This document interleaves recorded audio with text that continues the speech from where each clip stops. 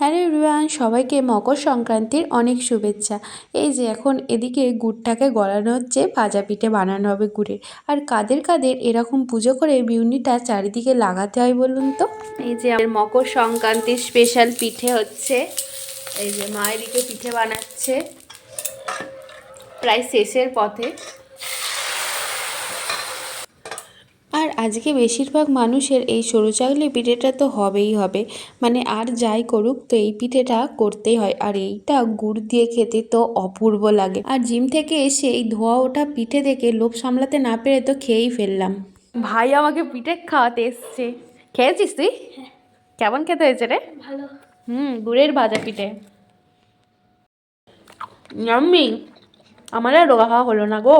তারপরে এই যে এদিকে আমাদেরও ভাজা পিঠে হচ্ছে।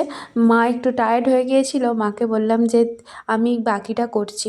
তো এই যে পিঠেগুলো বেশ ভালোই হয়েছিল। প্রথমে দু একটা একটু ডিস্টার্ব করছিল, তারপরে এই সুন্দর মতো হয়ে গেছে। তো আপনাদেরও আজকে কী কী পিঠে হলো অবশ্যই জানাবেন। থ্যাংক ইউ এভরিওয়ান, দেখা হবে খুব শিগগির নতুন একটা ভিডিওতে। আর এইখানে শেষটা তো আমার ভীষণই স্যাটিসফাইং লেগেছে, কি সুন্দর ফুলে গেল তাই না?